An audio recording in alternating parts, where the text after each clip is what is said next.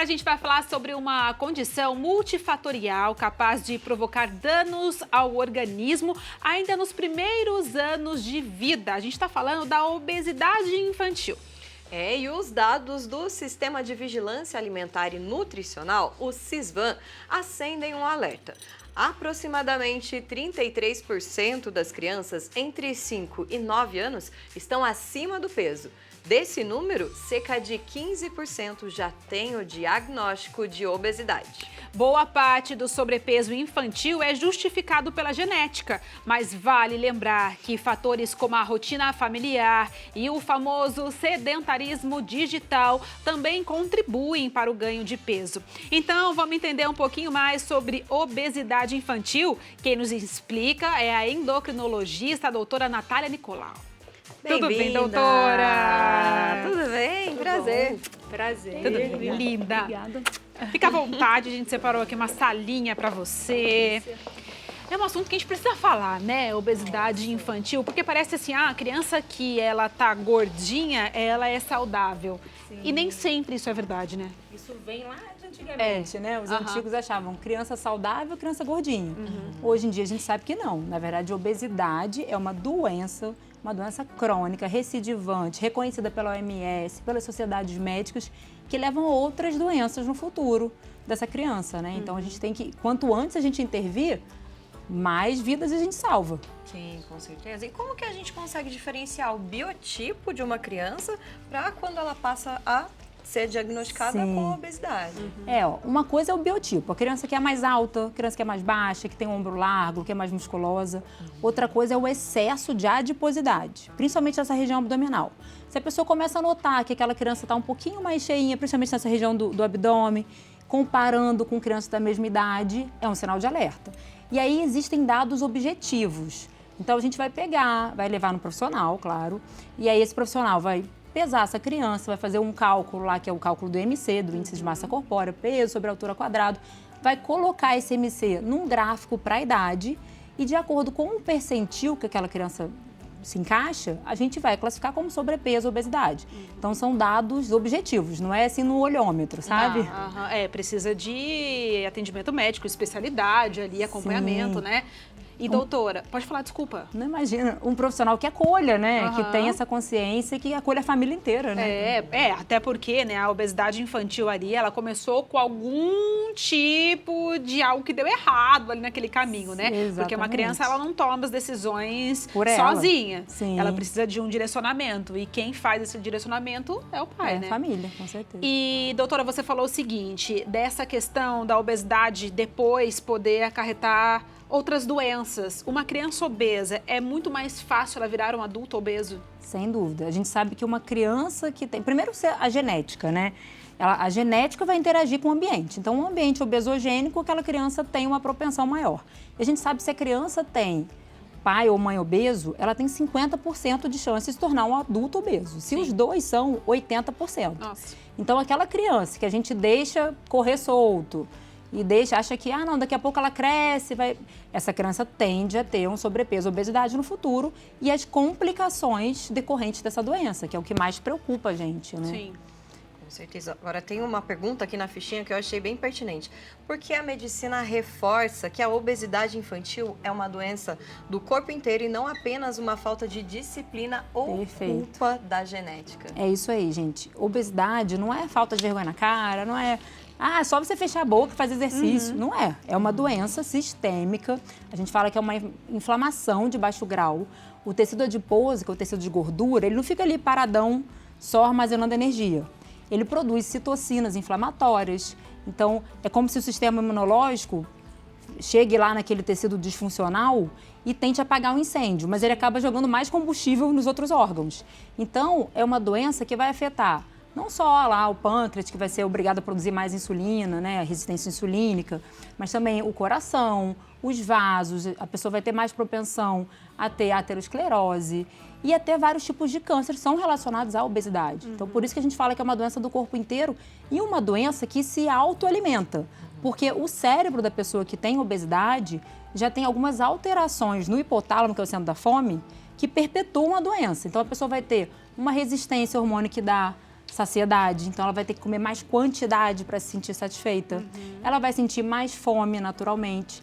E aí, quanto mais alimento super palatável, quanto mais alimento processado a gente submeter aquela criança, mais ela vai acostumar o paladar com aquilo e mais ela vai querer.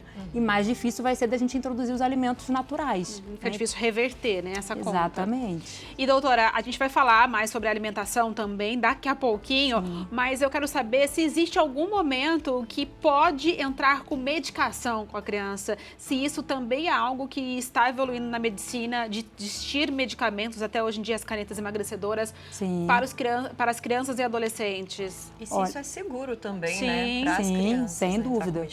E é importantíssimo tocar nesse ponto, né? Porque não é a dose do amiguinho ou porque o pro-amigo foi. É uma doença que tem que ser tratada. Sempre mudança do estilo de vida. Então, a gente tem que envolver a família inteira nessa história da alimentação, diminuir tempo de tela, incentivar a atividade física. Isso é mandatório para qualquer tratamento. Mas dependendo da comorbidade associada, sobrepeso, obesidade daquela criança, ou do grau de obesidade, da gravidade e da ausência de resposta clínica, a gente tem critérios, às vezes, para usar a medicação. E as canetas, a semaglutida, a liraglutida, enfim, a gente pode usar a partir de 12 anos de idade. A tirzepatida, que é a mais nova, né? A gente pode usar a partir dos 10 anos se a criança tiver diabetes associada, não sem diabetes.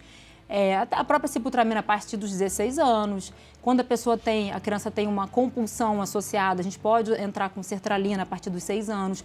Mas é claro, gente, que isso aí é sempre individualizado com, né, a gente vai ter que conversar muito com a família primeiro. Multidisciplinar, né? Aquele tratamento que vai fazer com o nutricionista, que vai fazer com o endócrino, né? Com um professor de educação física, a família em primeiro lugar, todo mundo empenhado numa qualidade de vida melhor, né? Isso aí, não existe, por exemplo, a alimentação da família e a alimentação da criança, né? Tem que todo mundo entrar no jogo, dar exemplo, comer bem, evitar tela na hora das refeições, né? Ter mais presença ali naquelas refeições. Sim. Faz toda a diferença, né? E também tratar isso de uma maneira natural, né? Como que pode começar esse tratamento sem criar um complexo na criança também? É importantíssimo isso, porque já é uma doença que é muito estigmatizada. E aí, se você começa a falar da aparência da criança desde o início, né? Você vai começar... Essa criança vai ter problema de autoestima, que ela vai ter que trabalhar muito depois dali pra frente. É um medo, né? De você também engordar muito, ou você não ser aceito. Sim. Nós somos crianças, então a gente sabe como que é essa fase também. Nossa. Ela é difícil pro nosso psicológico, né? E ainda tem um outro problema. Às vezes, a gente falar da aparência da criança, além de afetar a autoestima dela, pode fazer com que ela procure a comida como fuga. Então, piora ainda mais a situação, né? A gente tem que sempre enfatizar, assim, o foco tem que ser, você vai ter mais energia se você comer melhor, você vai poder brincar mais, vai ter mais disposição com seus amigos, é mais nesse sentido, né?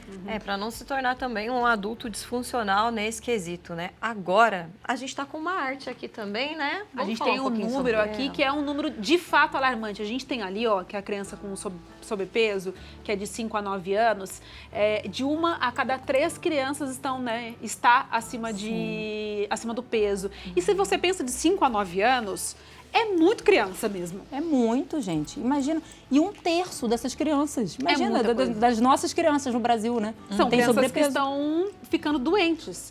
Adoecendo cada vez mais cedo. Você falou da diabetes. Sim. E é também uma realidade cada vez mais cedo, porque o exagero, né, nos ultraprocessados, no açúcar, está deixando as crianças obesas e com diabetes, que são doenças muito sérias. Sim. Muito sérias e pro resto da vida, né? Infelizmente, não tem cura. Assim como a obesidade também não tem cura, a gente fala em tratamento pro resto da vida, diabetes, hipertensão não tem cura. Então, imagina, 1/3 da nossa população daqui para frente, porque a tendência é piorar. Infelizmente, não é melhorar. Se a gente conseguir tratar desde lá do início, olha quantas vidas que a gente salva, né? Quantas pessoas deixam de ter essas comorbidades que são crônicas e que vão piorar muito a qualidade de vida delas, né? Sim. Perfeito. Doutora, muito obrigada pela sua presença, por conversar com a gente de uma maneira leve, natural, né, mas com responsabilidade. E lembrando você que está nos acompanhando, qual câmera que eu estou? Acho que nessa aqui, gente, na vou aqui. Lembrando que se você tiver aí uma criança, se você quiser trocar figurinhas com a doutora, é só procurá-la no Instagram e os contatos dela estão aparecendo aqui na tela.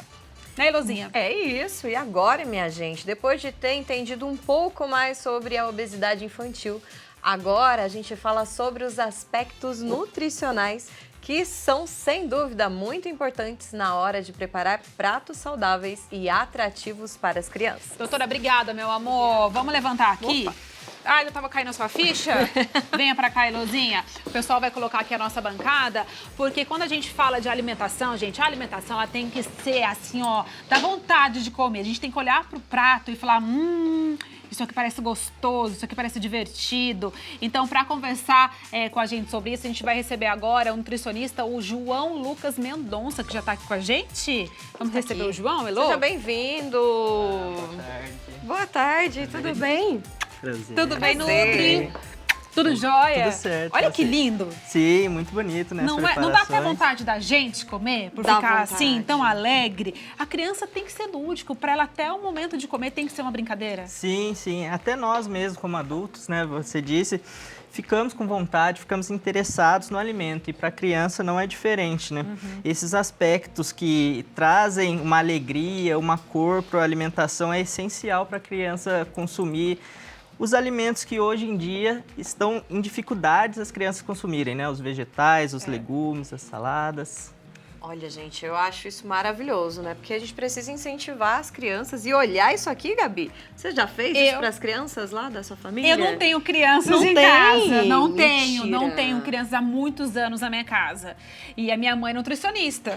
Então, ela sempre incentivou a gente a ter uma alimentação, né? Ela inventava umas modas assim também. E é muito atrativo porque a criança, ela brinca com tudo. Então, o poder pegar nas coisas, né, Nutri? Sim. Poder ter essa liberdade, chamar ela para fazer com você. E não precisa assim de você, muitas coisas, muito cortadores, coisas, sabe assim, muito diferentes. A nossa produção que fez, tá, querido? Eles Capricharam, arrasaram, não? Eles procuraram algumas referências e eles fizeram. Então, o pessoal que é de casa também consegue fazer, né, Nutri? Sim, com certeza. Hoje a gente tem que utilizar também da tecnologia que a gente dispõe aí. É muito fácil você encontrar moldes para fazer os próprios desenhos, né? Que traz uma facilidade muito grande para as mães, para os pais em casa, né?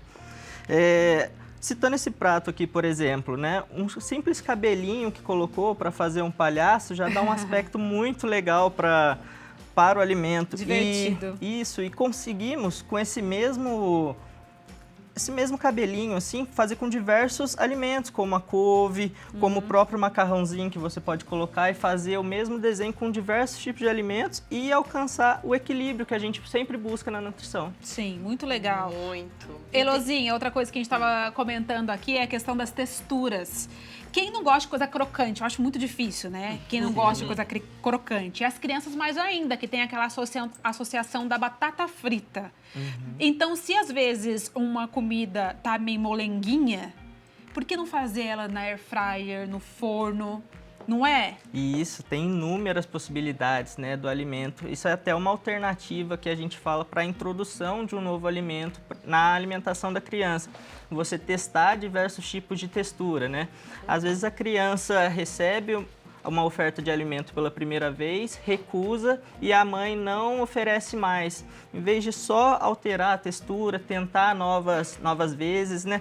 Que pode ser que aquele alimento seja aceito pela criança pela mudança da textura. Olha Total. só, e tem uma regra prática aqui pra gente montar os pratos ou não? Vai da criatividade? Olha, a criatividade aqui ajuda muito, né? Mas o ideal é que a gente foque em deixar o prato bem colorido, né? Colorido. Dessa maneira a gente consegue alcançar mais vitaminas, né? Nessa refeição para a criança. Então, pega um alimento que seja laranja, o verde, o branco, utiliza de artifícios assim para fazer a decoração do prato, que vai estar um prato bem equilibrado para o seu filho. A natureza deu tudo pra gente. É só depois você usar a sua criatividade pra fazer essa mistureba. A gente estava conversando, Nutri, agora há pouco, com uma médica, e ela comentou do uso das telas. Eu tenho a impressão que assim, ó, quando eu como assistindo alguma coisa, eu adulta, né? Eu como muito mais. Por exemplo, se eu pego um chocolate, que é gostoso, e vou assistir uma série, eu como, tipo, a barra inteira. Se eu pensar no chocolate, não estiver assistindo televisão, tipo, 2 quadradinhos, pode ser que me deixe satisfeita. O porquê que assistindo a tela dá uma distração e às vezes você ou não come tanto, ou come o que você não deveria. Por que que isso tá, assim, sabe, relacionado? É exatamente pela distração mesmo. O nosso corpo ele tende a demorar mais para identificar as sensações de saciedade. Então é importante que a gente coma prestando atenção mesmo no que a gente está fazendo, né? No alimento que a gente está comendo, na quantidade. Isso aí vai facilitar muito. O nosso corpo ele tende a dar respostas para a gente de quando ele está satisfeito, de quando ele está com fome, de quando precisa um pouco mais. Então é importante a gente saber identificar esses detalhes também nos nossos filhos. É verdade. Eu acho muito legal essa questão da saciedade, porque eu acho que com o passar dos anos a gente foi perdendo a noção de saciedade por fazer muita dieta, por às vezes ficar em jejum muito tempo, entrar na moda. Então você ensinar isso para as crianças, isso vai fazer com que desde pequeno ele entenda a noção de isso é fome, isso é hora de parar, você não precisa comer mais só porque estava gostoso. Então essa noção, quando você estimula ali desde pequeno, isso vai fazer um adulto com muita mais noção de alimentação. Com certeza, né? O ambiente familiar ele já é metade do caminho que aquela criança precisa para ter uma alimentação saudável. Um incentivo, que ela vê os pais comerem, né? Tudo isso influencia muito a criança. Agora, me conta uma coisa, para os pais que não têm muito tempo ou habilidade de fazer esses formatinhos para as crianças, quais as dicas práticas para eles não errarem na hora de dar uma comida mais saudável, que ali sustente a criança, que faça com que ela sempre queira comer bem? Vamos lá, o primeiro ponto, como a gente falou, o prato ser bem colorido, né? Já ajuda bastante. O segundo ponto é transformar os cortes de formas fáceis, né? Que não vai tomar muito tempo desse pai, dessa mãe. Um exemplo é a cenoura. Se em casa você costuma sempre cortar em rodelas, corte em tirinhas, já vai dar uma diferença no prato, dá uma diferença na textura também, por conta da cocção. Então são pequenas mudanças que não tomam muito tempo, que já dão grandes resultados para a criança. Com certeza. E Nutri, vou dar mais uma dica assim minha, porque eu tô falando porque eu era uma criança muito assim difícil de comer e minha mãe, olha, lutou. Eu não gostava das comidas misturadas. Por exemplo, eu jamais comeria aquela comida ali, olha, antigamente do feijão relando na carne. Tipo, nunca. Sabe aqueles pratinhos separadinhos? Sim. Então, eu gostava de ver as comidas separadas para não misturar os sabores dela e pouco, porque eu lembro que meu olho saltava quando a minha avó vinha com um pratão de comida assim, isso aqui, por exemplo. Nossa, eu jamais daria conta. Então, só de pensar em comer muita comida, aquilo já me desmotivava para querer comer. Então, às vezes, o começar aos pouquinhos faz com que a criança veja que ela vai ser capaz e daí ela se joga na alimentação. Você tocou num ponto importante que antigamente era muito comum as papinhas, né? Onde os pais misturavam todos os alimentos, batiam e ofertavam para a criança. Hoje em dia isso não é indicado, né? É indicado que pode fazer as papinhas, mas que seja ofertado o alimento de forma individual, para que a criança ela tenha o contato com o sabor daquele alimento, né? No caso das papinhas misturadas, muitas vezes a carne sobressai ao gosto do legume e quando fica adulto a criança não quer comer aquele alimento. Não é acostumado com o sabor. Queria aquele, né, aquele irque, assim, né? Sim. É importante entender o que ele está comendo, né? Isso, com certeza. Querido, muito obrigada pela sua participação. Para você aí de casa, lembrando que os contatos dele tá aparecendo aí na tela. Entre em contato se tiver mais dúvida, tenho certeza que ele vai te responder com muito carinho. Um beijo, muito obrigada. Obrigado. Obrigada por ter vindo, viu?